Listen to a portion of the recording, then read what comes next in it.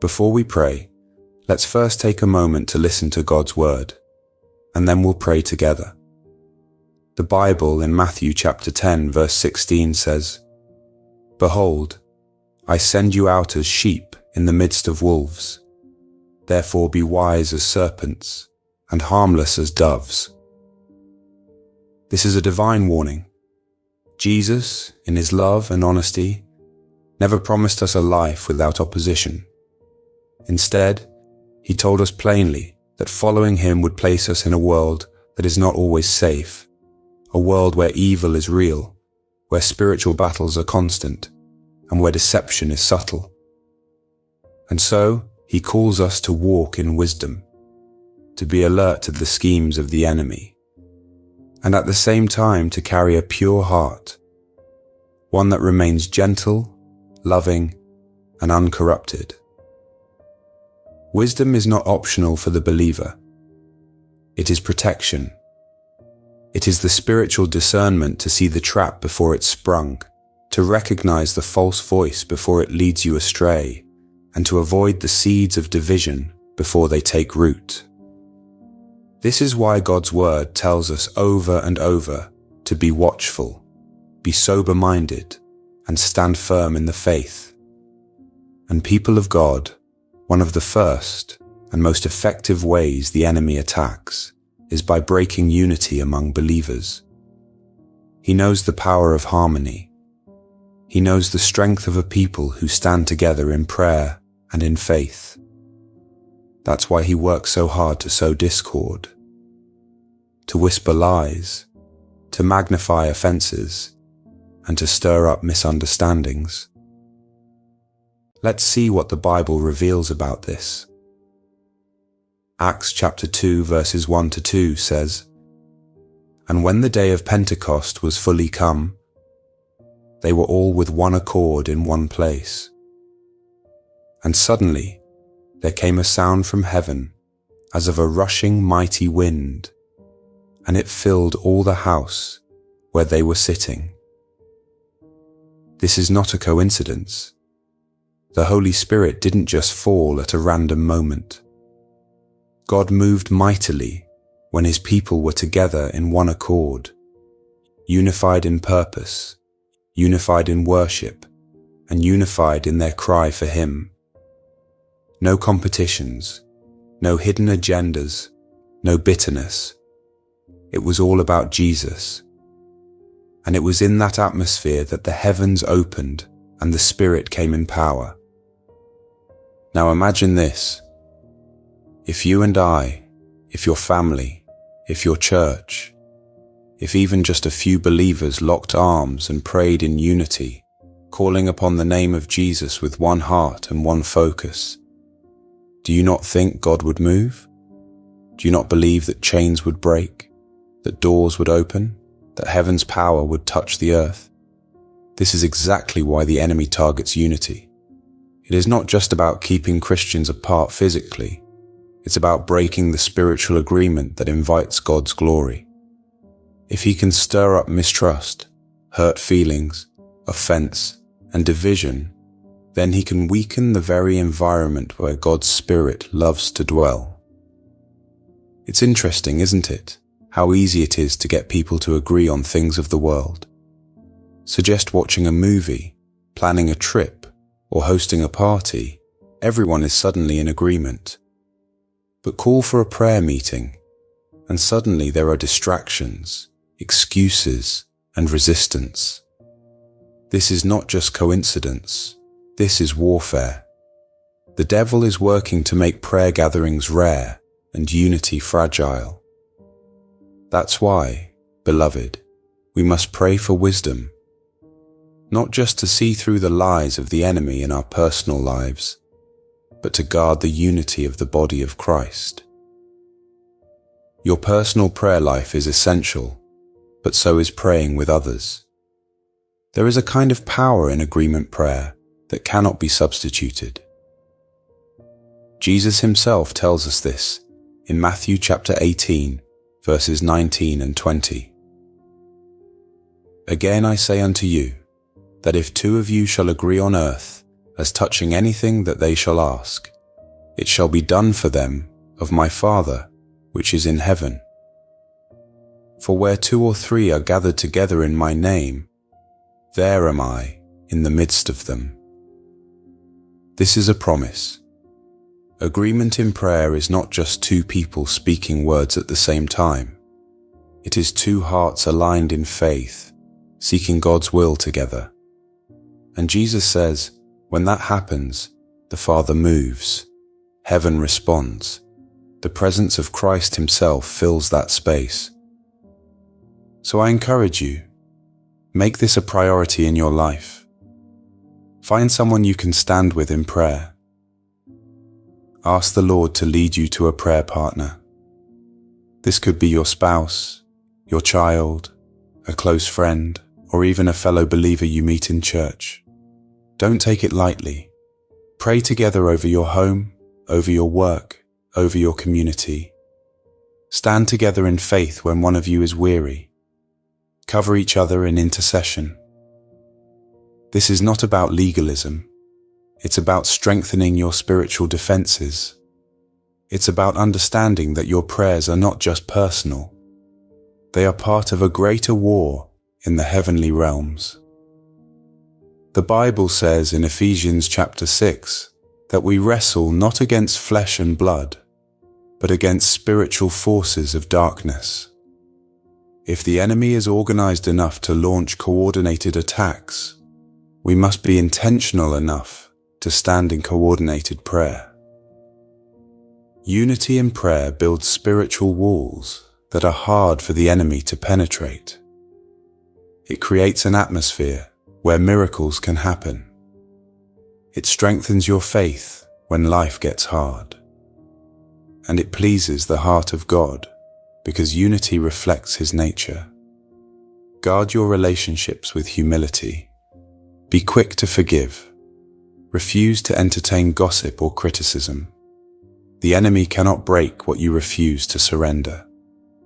And remember this, agreement in prayer doesn't always mean agreement in every opinion. We are different people with different personalities and perspectives, but in Christ, we can still be one in purpose. We can still seek God together, love each other sincerely, and honor His word above all else.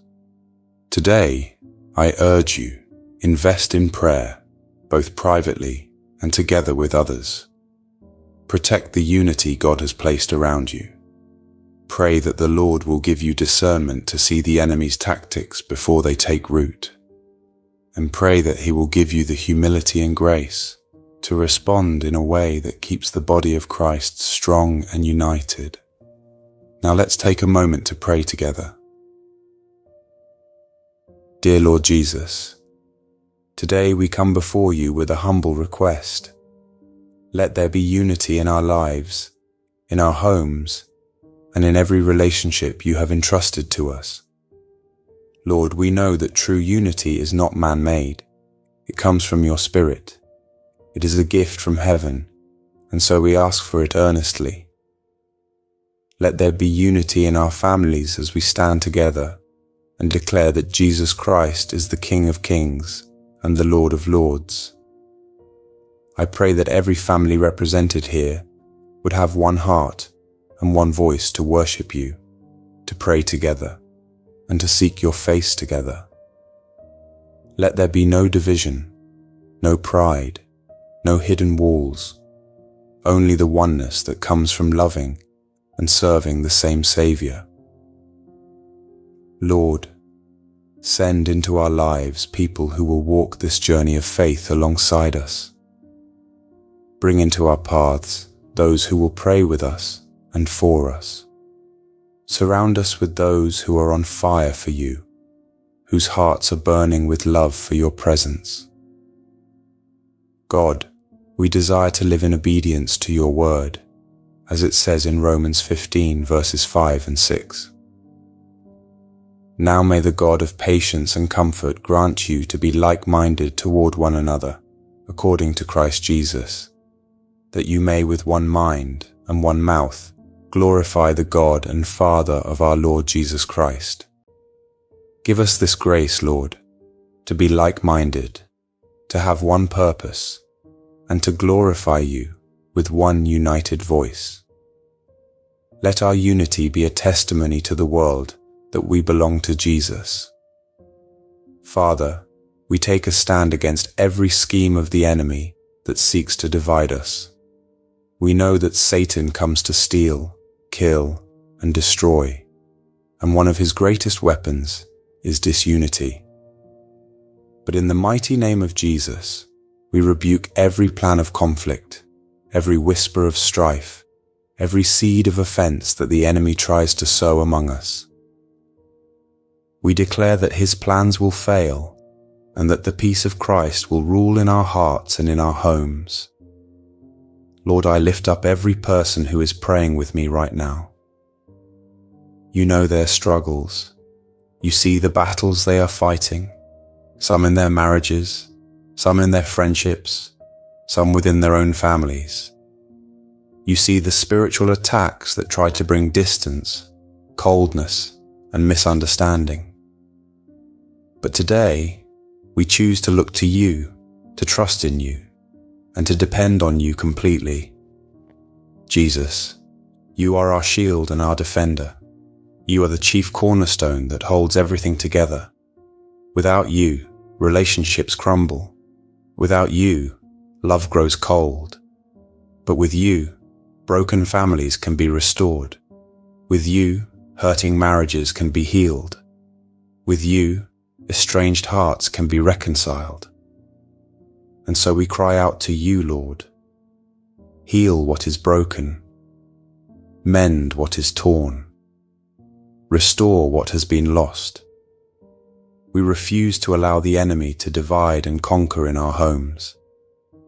We choose, instead, to stand together in one accord, lifting our eyes to heaven and setting our hearts on you. Bring us together, Lord.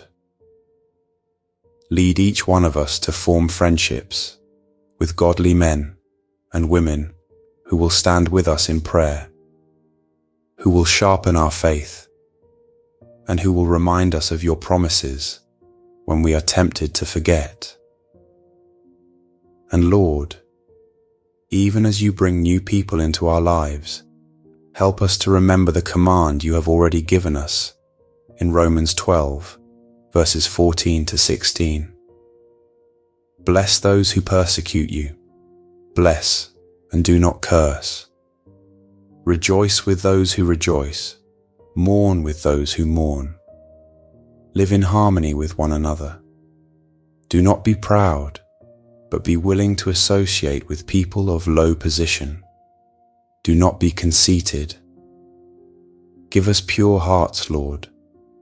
Hearts that don't look down on others. Hearts that are quick to bless, quick to forgive, and quick to love. May the way we treat people, both believers and unbelievers, reflect the love and humility of Christ. Let us be a blessing to everyone around us, not for our own recognition, but so that your name will be lifted high. Help us to be patient with one another, to bear with each other's weaknesses, and to speak words that build up instead of tearing down. Let our unity be rooted not in human agreement, but in shared submission to your will. Father, protect our relationships. Guard our hearts from offenses that try to take root. Keep us from being quick to judge and slow to forgive. Teach us to resolve conflicts in love, to seek understanding before seeking to be understood, and to always remember that we are one body in Christ. And Lord, let our unity extend beyond our homes, into our churches, our communities, and the greater body of Christ. May every act of kindness, every prayer of agreement, and every moment of shared worship be a sweet fragrance that rises to your throne. And may the world see, through our unity, the reality of Jesus alive in us. May every relationship we have, whether in family, friendship, or fellowship, point back to you. May the way we live together as believers become a living testimony that Jesus Christ reigns in our hearts. We thank you that even now, you are aligning hearts, restoring trust, and bringing your people into deeper unity. We thank you that you are greater than every force that tries to divide us, and we choose to walk forward in faith, believing that the God who began a good work in us will bring it to completion. It's in the mighty and victorious name of Jesus Christ that we pray. Amen. If this prayer has touched your heart, please type Amen as a sign of faith. I pray that every blessing in this prayer is now upon you in the name of Jesus. And if you need a special prayer, feel free to let us know in the comments. We would be honored to pray for you. May the grace and peace of our Lord Jesus Christ be with you always.